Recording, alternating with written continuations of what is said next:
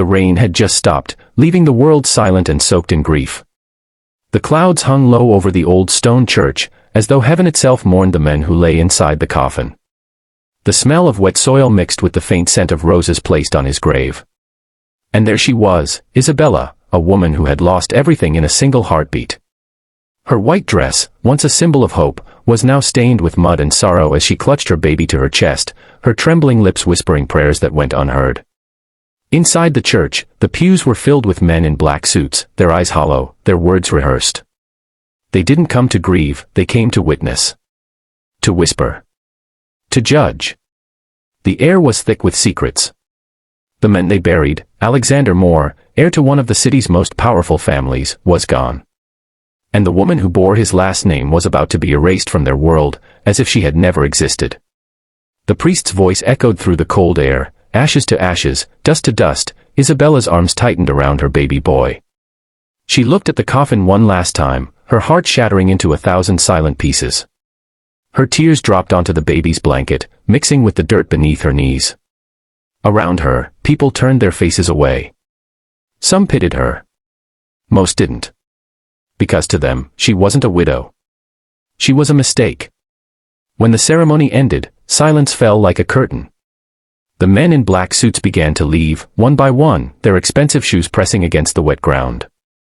That was when she saw him, Richard Moore, Alexander's father, his face carved with anger, not grief.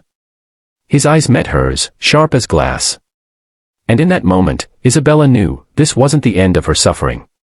It was the beginning. He walked toward her slowly, flanked by 2 bodyguards.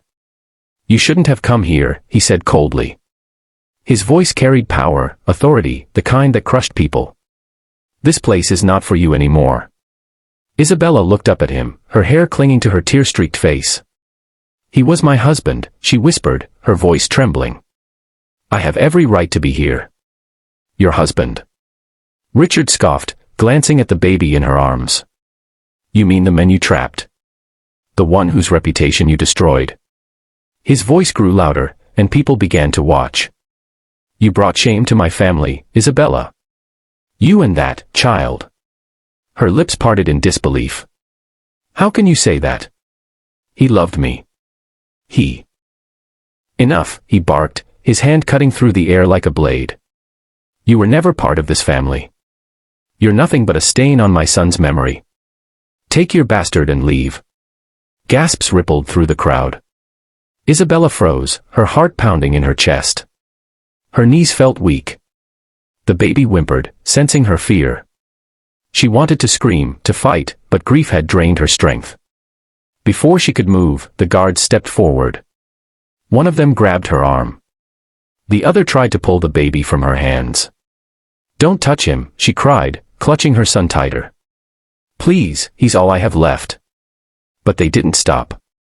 They dragged her out of the church, her heels scraping against the cold stone steps, her cries echoing across the graveyard. People watched, but no one helped. Not even her husband's friends. Not even the priest. The world turned its back on her as she was thrown onto the dirt road outside the church gates. She fell hard, clutching her baby to protect him. Her dress tore, her knees bled. The rain began again, soft and merciless. Behind her, the sound of luxury cars starting filled the air. The Moore family left, leaving her alone in the mud.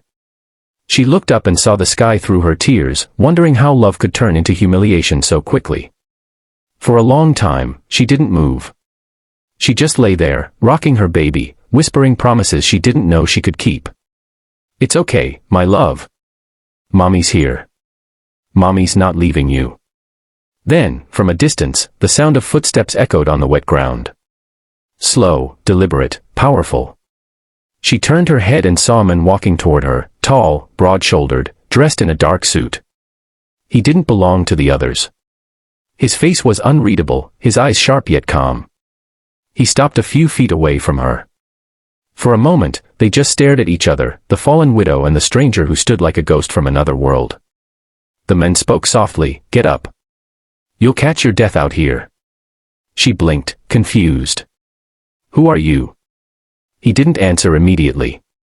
Instead, he reached into his coat pocket and pulled out a handkerchief, offering it to her. She hesitated, then took it. His hands were strong, his gesture gentle.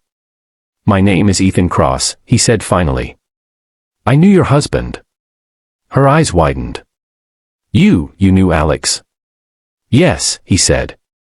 "And I also know you don't deserve this." His gaze drifted toward the churchyard where the Moores still lingered, talking near their cars. His jaw tightened. "Get in," he said, gesturing to a black Rolls-Royce parked nearby. "You and your baby need to leave before they do something worse." Isabella looked at him, uncertain. Every instinct told her not to trust strangers. But she had no choice. She had nowhere to go, no one to call. The rain was getting heavier, and her baby was starting to cry again. So she nodded faintly and let him help her up.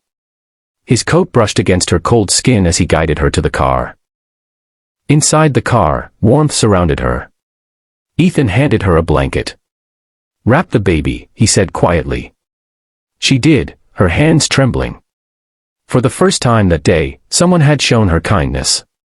She looked at him, her eyes glistening with confusion. "Why are you helping me?" He looked out the window, his expression unreadable. "Let's just say," he murmured, "I owed your husband a debt." The car moved forward, the cemetery fading behind them. Isabella looked down at her baby, then at the stranger beside her. The pain in her heart was still raw, but somewhere beneath it, a flicker of something new began to form, hope.